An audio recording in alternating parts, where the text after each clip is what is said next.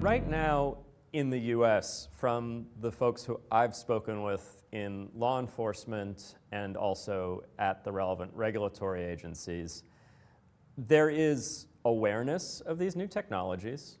There are some concerns because for the last few years, these regulators and officers of law enforcement have become comfortable with the Bitcoin blockchain and have learned how to do investigations using the Bitcoin blockchain, and are concerned that without the full transparency of the Bitcoin blockchain, it'll be harder to do their job.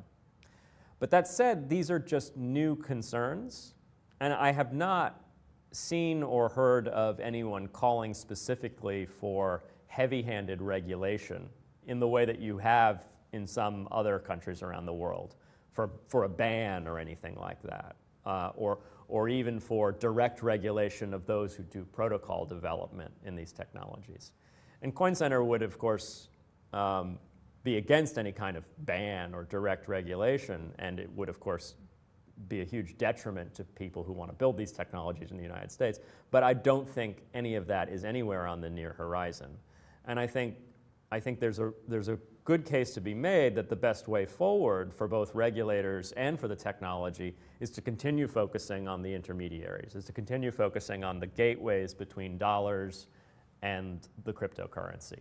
And those gateways aren't going away anytime soon. So there's been a rise in talk about decentralized exchanges, but I don't think you're going to see a decentralized exchange that can handle dollars anytime soon. And I also don't think you're anytime soon going to have an all cryptocurrency economy.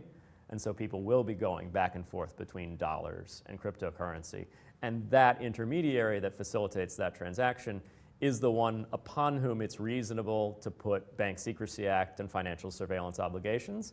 And I think it will still give law enforcement the tools necessary to find people who are using these technologies for dangerous or illicit purposes.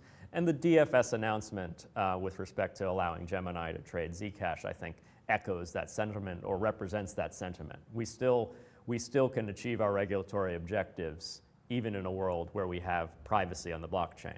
And that's great, because that means we can still have technologies that are innately protective of innocent users. You know, Bitcoin is not actually innately protective of innocent users. It says, you may be innocent, you may have nothing to hide, but the default transaction is going to reveal every detail about you to the public. And there's work to change that on Bitcoin. Zcash is more innately protective because you can always choose to make a shielded transaction.